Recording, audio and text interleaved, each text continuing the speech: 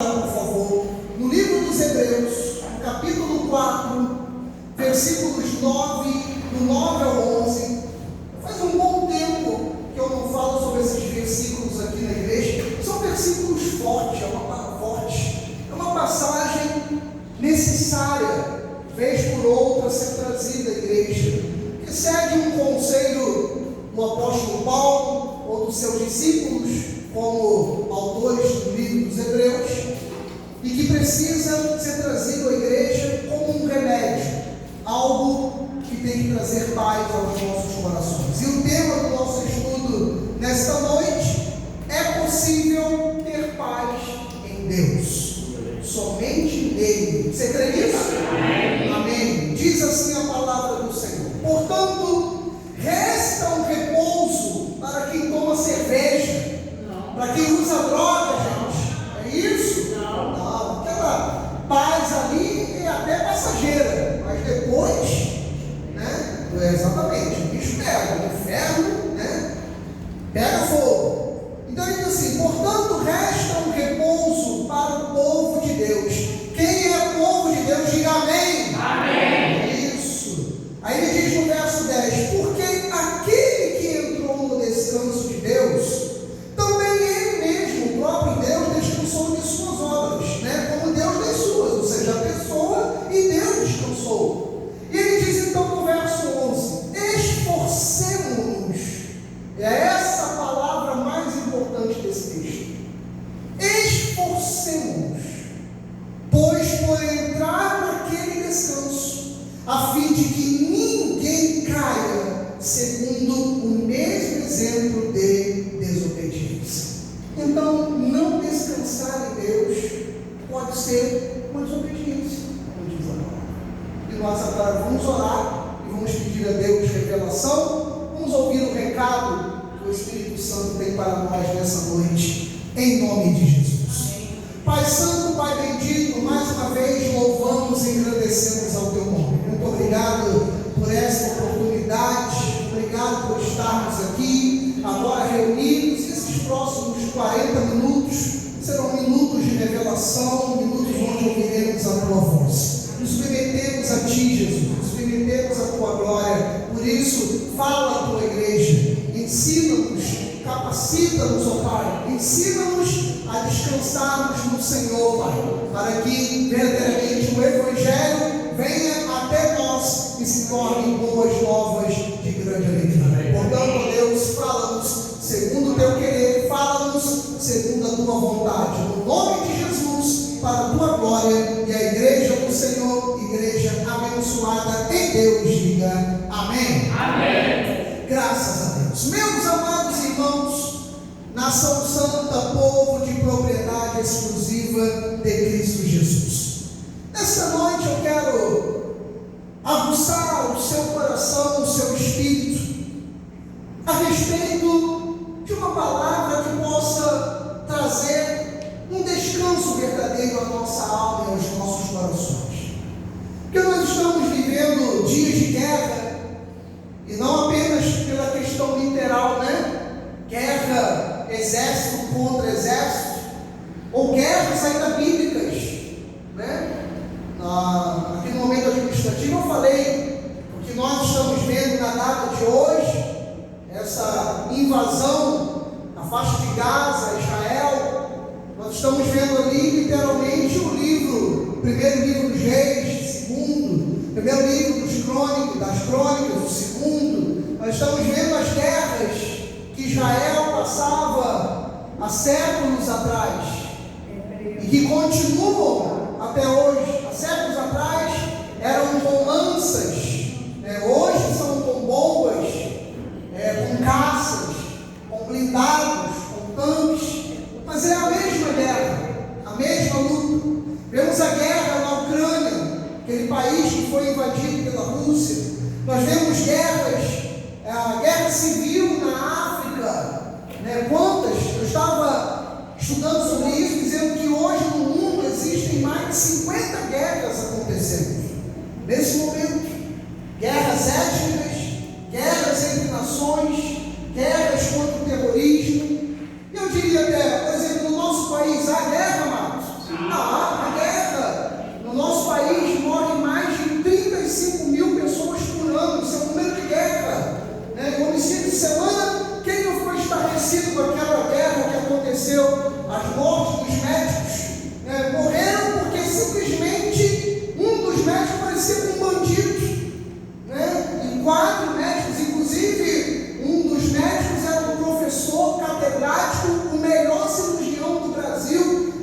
questão ortopédica de tornozelo e pé. Então, olha a perda para o nosso país, né? Olha a perda para a saúde. Ele era simplesmente o melhor médico de cirurgia na parte de ortopédica de tornozelo e pé. Ele ia apresentar num congresso uma nova técnica para fazer esse tipo de cirurgia. E nós perdemos um valor desse. Então, o país está em guerra, o mundo está em guerra, e muitas vezes, no silêncio da noite, ou no nosso silêncio quando estamos sozinhos, estamos lutando as nossas guerras. Estamos ali, lutando as nossas guerras diárias, guerra para não desistir da família, guerra para não desistir da igreja, guerra para não desistir da fé, para não jogar o trabalho para o alto, de chegar amanhã na cara do chefe e dizer: não quero mais saber de você, fica para a tua loja, para o teu trabalho, que eu estou indo embora. E como nós não falamos palavrão, não queremos nem falar um palavrão. Né? Então, quantas guerras acontecem? Ou como diriam os antigos, quantos sapos nós engolimos para não desistirmos, para não abandonarmos, para muitas vezes não querer fazer aquilo que está dentro do nosso coração. Como lutar contra isso? Como ter paz em Deus? Como fazer com que a palavra produza essa paz? Então o autor dos Hebreus, ele vem ali no versículo 9 e ele diz, vamos dissecar um pouco esses versículos. Ele fala: portanto resta um repouso para o povo de Deus. Vou fazer novamente a pergunta e você vai responder com força. Quem é povo de Deus aqui? Diga amém. Amém. Isso, para sair na gravação. Então, você disse que é povo de Deus. Eu não estou falando que faz parte. Quando a gente diz assim, faz parte, é possível amanhã você não fazer mais parte. É como um time de futebol, né? Hoje ele veste a camisa, amanhã ele não veste mais. Você não faz parte, você é povo de Deus, você é do Senhor, né? Então ele falou: resta um repouso para o povo de Deus. E foi importante os hebreus falarem sobre isso, porque quando a gente vai à lei, nós vemos falar sobre a lei dos nossos irmãos judeus, que o descanso deles é num dia da semana, é no sábado. Por isso a afronta foi maior ontem com a guerra, porque eles atacaram Israel no dia sagrado deles, no sábado, santificado sábado, né? E ainda o Yom Kippur, a cerimônia da purificação, e no final do ano judaico deles, foi no último dia. Então foi uma afronta. Foi uma afronta para eles, né? Então, complicado nós olharmos a Bíblia e não vermos ali o povo de Deus sendo enfrentado, como muitas vezes acontece com você. Talvez essa dificuldade que você esteja enfrentando hoje, você diga: pastor, eu sou da fé, pastor, eu sou povo de Deus, e olha a luta que eu estou passando, olha o que eu estou enfrentando. Aí o autor dos Hebreus fala: há um repouso. Há um repouso onde? Naquele que entra no descanso dele. Porque ele diz no versículo 10: aquele que entrou no descanso de Deus, também ele mesmo descansou das suas obras, como Deus das suas. Aí vem o verso 11, eu disse que é o centro do início dessa mensagem, e ele diz: esforcemos-nos. Gente, eu sempre digo assim, ainda que a Bíblia ela mostre e fale de coisas sobrenaturais, a Bíblia é muito humana. A Bíblia, algumas pessoas que nunca estudaram a Bíblia, elas dizem assim, presbítero Robson: a Bíblia é uma fábula. A Bíblia não é fábula. A Bíblia ela é tão atual quanto há 6.000 anos atrás. Porque ao mesmo tempo que ela fala da glória de Deus, a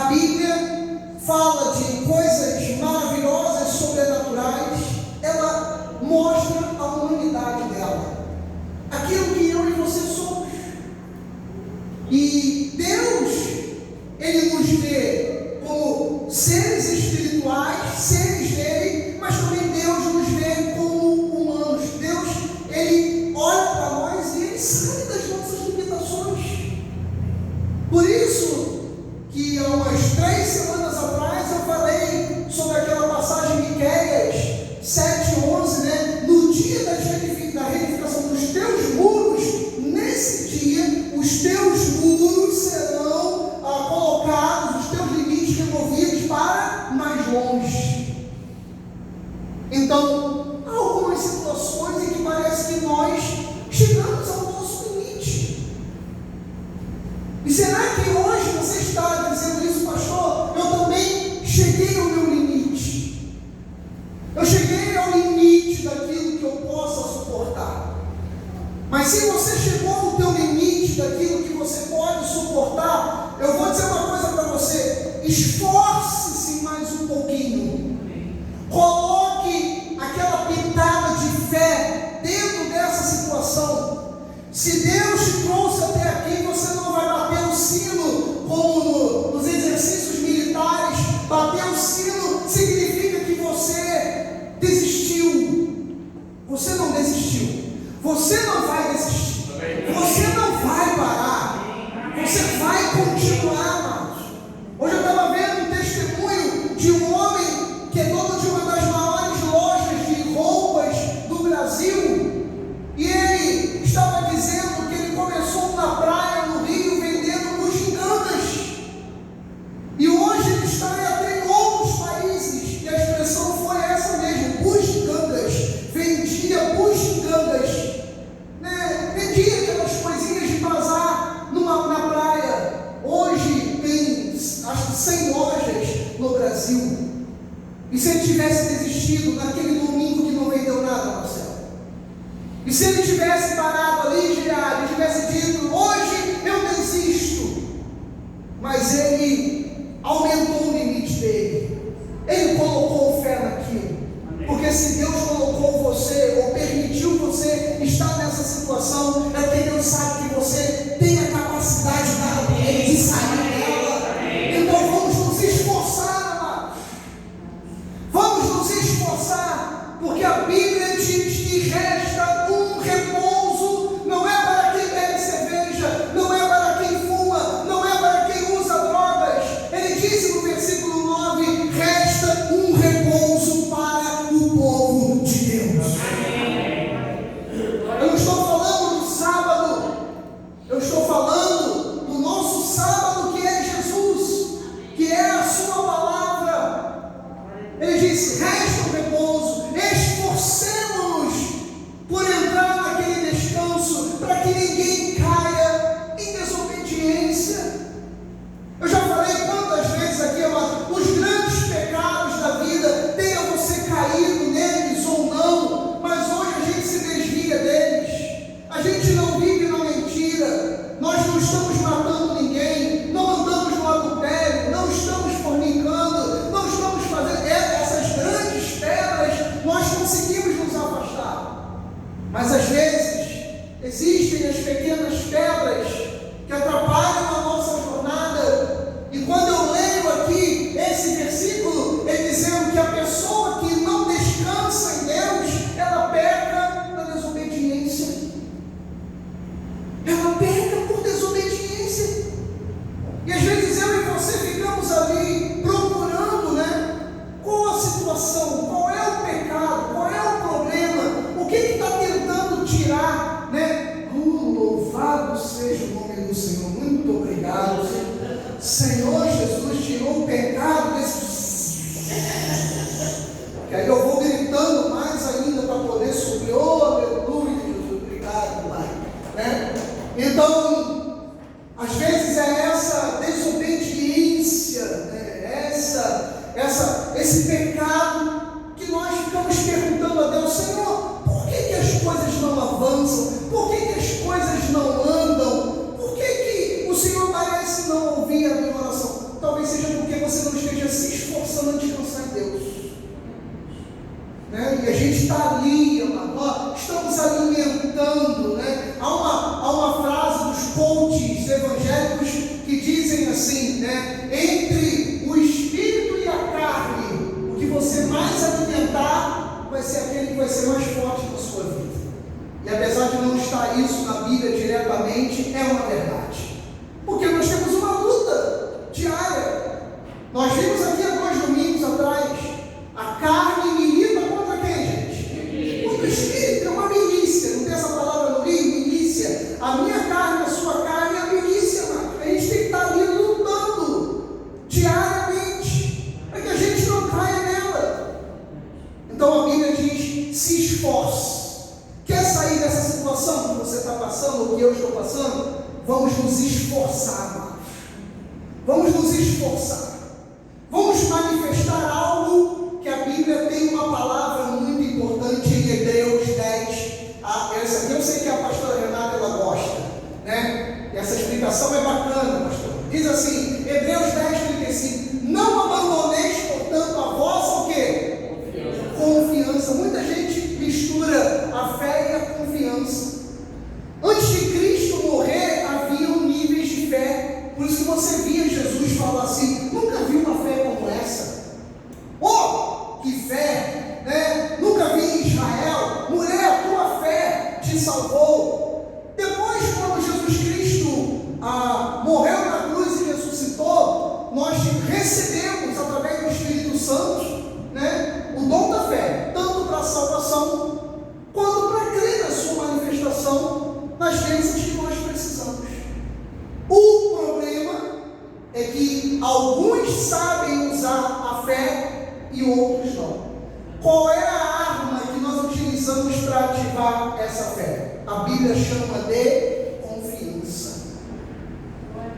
A confiança, fazendo a redundância, a confiança na fé. A confiança na fé. E nós vemos muitas pessoas dentro da igreja que desconfiam da fé. Tanto que elas precisam da fé dos outros. Vai, ora por mim. Né?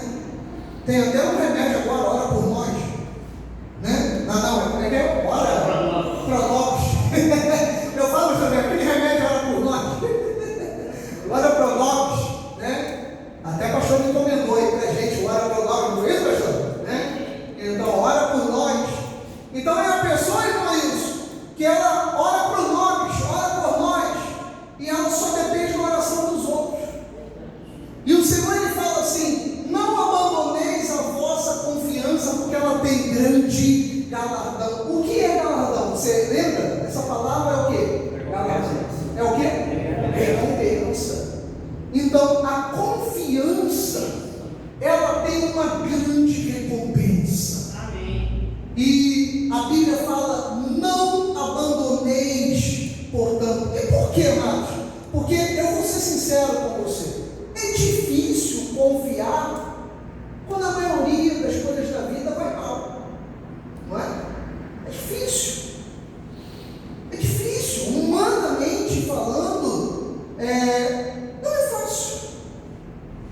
Então a Bíblia, ela diz: não abandone. No versículo anterior foi: esforce-se. Se esforce. Eu estava vendo hoje duas questões. A questão da superação. Eu acho que o esporte ele traz grandes lições para nós, né? E eu acho interessante no jogo de vôlei, que às vezes num set, um time está arrasador. Eu até comentei lá em casa com meus filhos, falei: é engraçado, um time está perdeu de 25-12 no set. Aí ele vai ali, entre um set e o outro, eu acho que é 2 minutos e meio. O técnico fala alguma coisa para lá, fala alguma coisa para os jogadores. Quando volta o segundo set, é o contrário.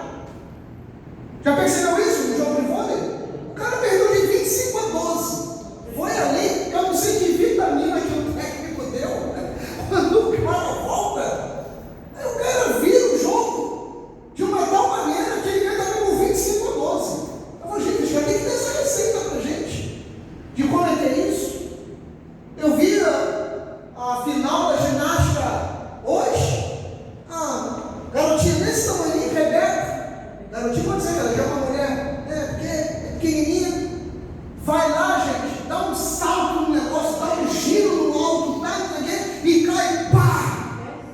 Terezinha, certinho. Eu falo assim, Jesus Cristo, Maria, José, Deus, como que consegue fazer aquilo?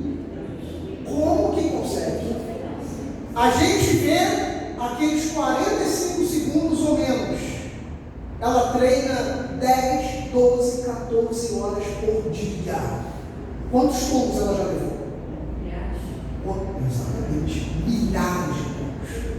Falou bem, diaconisa Viviane, porque é onde eu quero chegar. Um pedacinho de gente desse tamanho já caiu milhares de vezes para poder fazer aquilo. Talvez eu e você já tenhamos caído milhares de vezes. Mas para a gente, amados, aprender a confiar em Deus. Ele diz aqui, exerça a confiança, porque ela tem o galardão. Deus, Ele não, entre aspas, você vai entender, Ele não ama a atitude da pessoa que desiste. A outra frase dos coaches evangélicos, né? Desistir é para os fracos, amados. Eu e você não somos fracos. Nem que você esteja, linda, cozinhando com lágrimas, mas rega com lágrimas, que aquele bolo fica muito gostoso. Aquele pão, meu Deus do céu, fica aquela sopa, irmãos, fica aquele caldo. Ainda que seja com lágrimas, não tem problema, amados. Mas você tem que regar a sua vida, você tem que botar confiança, você tem que se esforçar. Que é o que eu faço aqui, culto após culto. Você me vê aqui me esforçando para fazer o melhor para Deus e para você. Então, ele falou: não abandone a sua confiança, porque ela tem um grande galardão. 36, ele continua dizendo: com efeito, agora cheguei na palavra do Robson, tem necessidade de o que, Robson? Perseverança, meu amigo. Tem que ter perseverança, porque se você não perseverar, você não vai chegar à vontade de Deus. Você não vai alcançar a vontade de Deus. E aí, quando você persevera, você faz a vontade dele e, como diz a Bíblia, alcança a promessa. Quem tem promessa de Deus aqui, diga amém. Amém. A promessa de Deus, então você precisa perseverar para alcançar. Se a gente não se esforçar e desistir agora, nós não vamos alcançar. Então se esforce, coloque confiança em cima disso aí, amado. Persevera, olha as palavras bíblicas: esforçar-se, confiar, perseverar. É isso que a Bíblia nos ensina. É dessa forma que nós encontramos paz em Deus. Versículo 37, ele diz: porque ainda dentro de pouco tempo, aquele que vem, que é Jesus, virá. Ele não vai tardar, ele vai chegar no tempo dele. Eu sei que está falando da volta dele, mas eu estou falando agora para a sua vida. Amado, Jesus, ele está vindo para a minha vida, para a sua vida.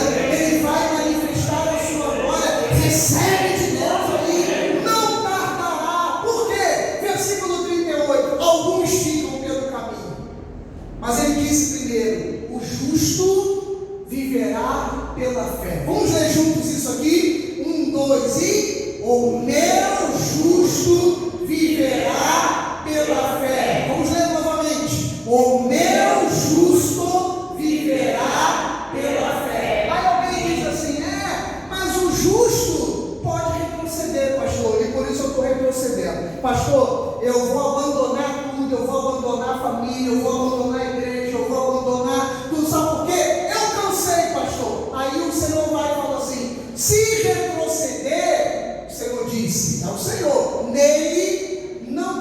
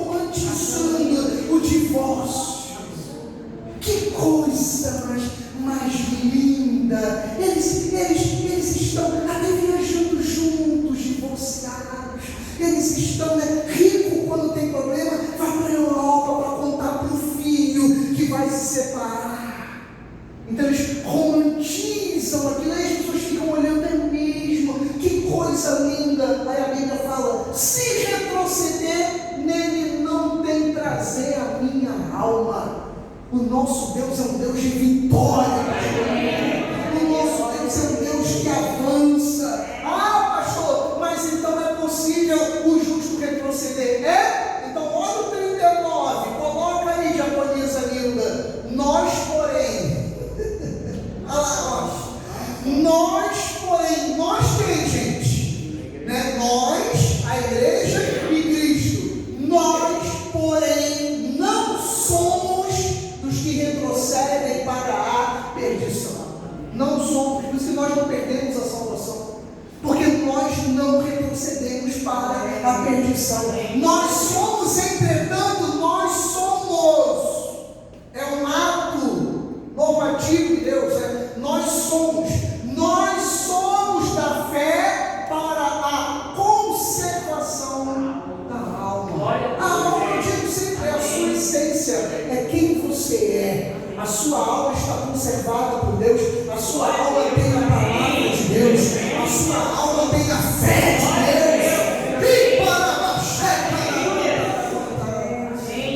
A sua fé, a sua alma é de Deus, amado.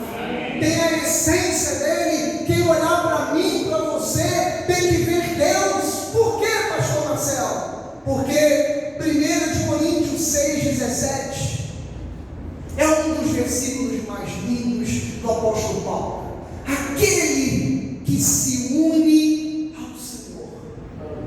Qual foi o dia que nós nos unimos a Deus? Naquele dia, como diz a tradição, aceitamos Jesus, mas como diz a Bíblia, o recebemos e o confessamos. Naquele dia que recebemos e confessamos a Cristo, nesse dia, pastor Gabriel, lembra daquele dia da senhora, pastor Gabriel? Naquele dia, a irmã se uniu a Ele, tornou-se uma com Ele, um espírito com Ele, né? E quando eu falo de um espírito com Deus, gente, eu sempre lembro daquilo que nós vemos das grandes empresas, corporações, né? Até mesmo igrejas.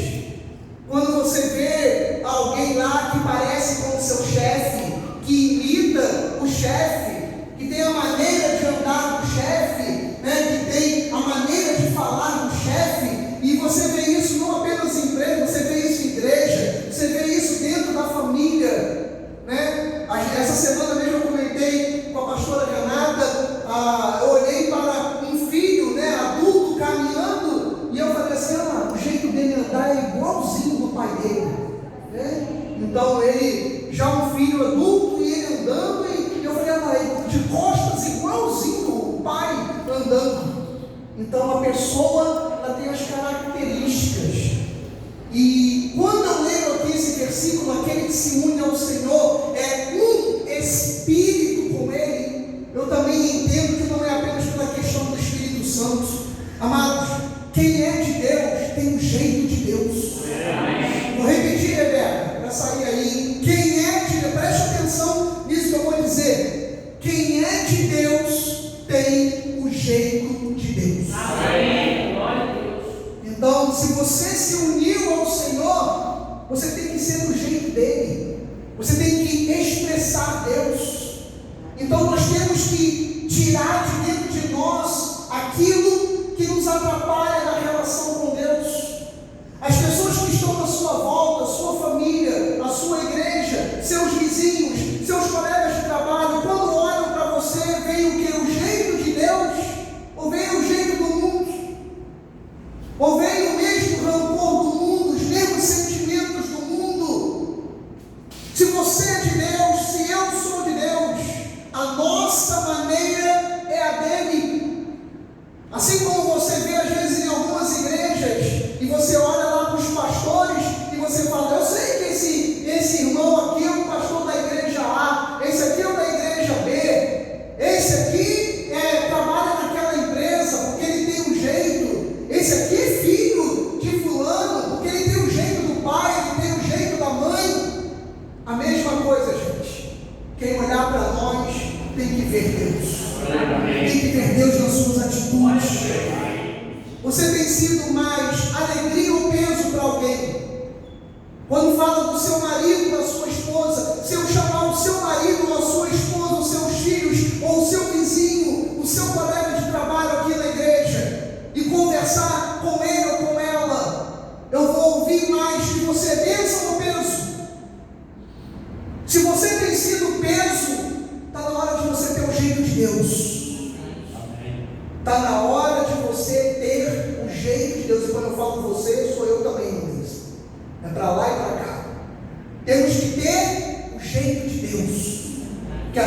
diz que aquele que se une a Ele passa a ter o mesmo espírito dele. Amém. Passa a ter o mesmo jeito dele. Eu ouvi hoje, meu filho de lado, você me disse que o técnico da seleção de vôlei conseguiu a duras penas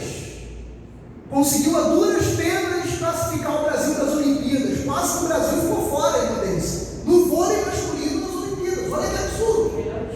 Hoje, a pastora Renata virou para mim e falou assim, depois que terminou o jogo, pastora Renata, o Brasil foi campeão. Eu falei, não, o Brasil conseguiu ir para as Olimpíadas.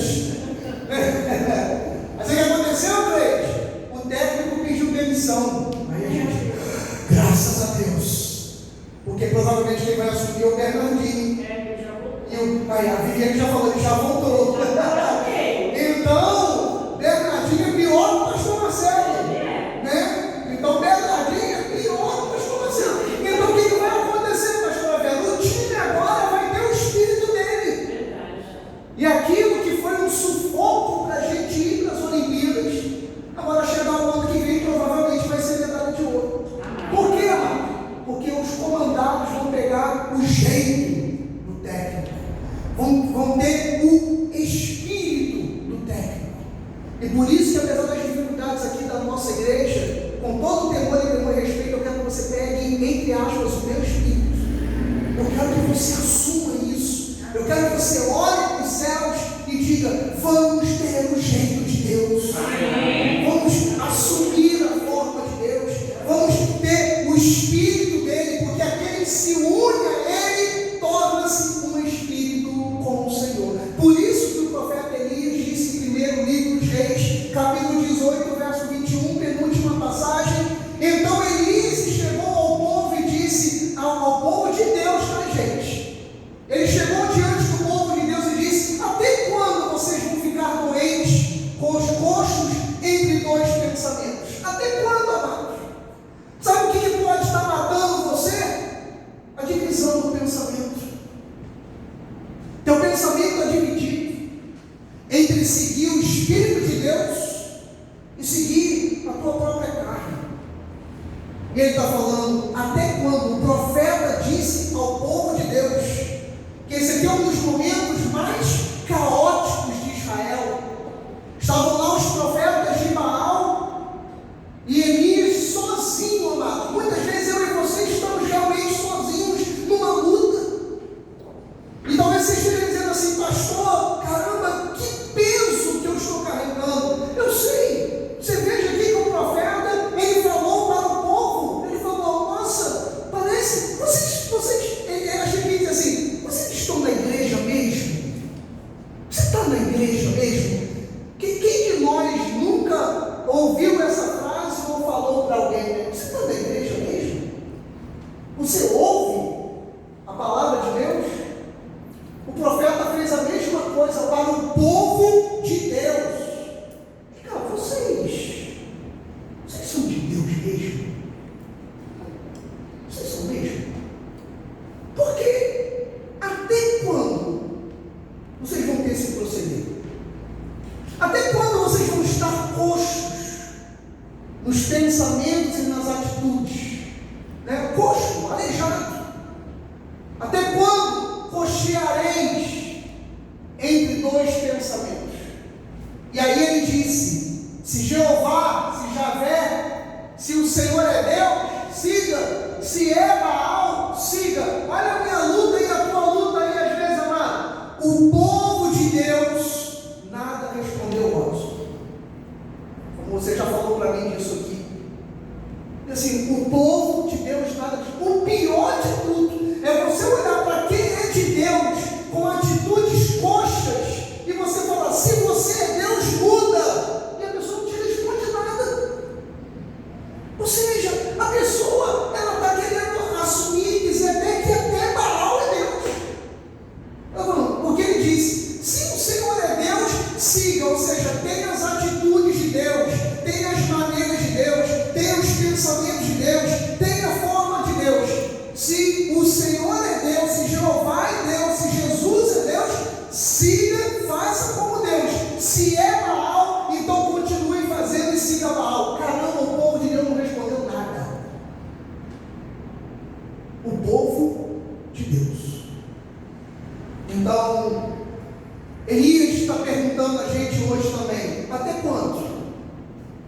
Até quando você vai ter esse peso na sua vida? Amados, eu repito algo que eu falei aqui, acho que semana passada ou há 2 semanas. Só depende de mim, de você. Só depende de mim, de você. Sabe por quê? Porque Deus nesse momento está no descanso. Pastor Marcelo, tá não, porque Israel está numa guerra. Mas, você acha que um exército que está invadindo Israel com parapente, você acha verdadeiramente que Deus está preocupado com isso? Há uma guerra chamada dos 6 dias, nos anos 60, nos anos 70, desculpa a ignorância, eu não me lembro agora a data. Pode procurar no YouTube e na internet. Há relatos dos egípcios, toda aquela galera se virou contra Israel, todas, agora é só o Hamas. Foi Egito, Jordânia, Arábia Saudita, Iraque, Irã, foi toda a Etiópia, foi toda aquela galera. Eles aproveitaram, se uniram para invadir Israel e perderam. Há relatos bíblicos, que dizem que quando eles enviavam os mísseis eram desviados por luzes no céu. Eram os anjos de Deus desviando os mísseis dos inimigos. E isso pode procurar no YouTube, na internet. Relatos da guerra dos 6 dias, anjos desviavam os mísseis. E isso do próprio povo inimigo. Deus vai fazer hoje isso lá em Israel, e Deus vai fazer isso na sua vida. Deus vai desviar os inimigos, Deus vai desviar os mísseis, Deus vai desviar as bombas. Sabe por quê, amados? Porque nós não seguimos Baal, nós seguimos a Deus. E eu termino com Romanos 8, 38 e 39. Eu quero que você leia comigo com fé. Olha aí, japonesa Rebeca, olha aí para você filmar. Vamos ler juntos, 1, 2 e... Porque eu estou bem certo de que nem a morte, nem a vida, nem os anjos, nem os principados, nem as coisas do presente, nem do porvir, nem os poderes, 39, nem altura, nem profundidade, nem qualquer outra criatura poderá separar-nos do amor de Deus que está em Cristo Jesus, nosso Senhor. Você crê nisso? Nada pode nos separar do amor de Deus que está em Cristo Jesus, nosso Senhor. Nem essa dificuldade, nem essa dor. Amado, você vai crescer ainda mais. Você vai se esforçar. Você vai sair daqui nessa noite dizendo: pastor, eu estava a ponto de abandonar, de entregar o esposo, eu estava a ponto de largar, mas ouvindo isso aqui, que não há altura, não há profundidade, nem coisas do presente de hoje, nem do amanhã, nem poderes, nem profundidade, nada pode me separar do amor de Deus que está em Cristo Jesus, o nosso Senhor. Não pode separar, amado, senão nós não somos de Deus. Porque quem é de Deus mantém a fé, quem é de Deus exerce confiança, quem é de Deus persevera, quem é de Deus se esforça. Então esforce-se para que você entre no repouso de Deus. Não no repouso humano, mas no repouso de Deus. Sabe por quê, amado? Porque Deus é por nós. Deus está conosco. Se Ele é por nós, o quê? Quem será? Se Ele é por nós, quem será contra nós? Você confessou a palavra, agora é só praticar, porque o nosso Deus, Ele é fiel. Assim seja, assim seja.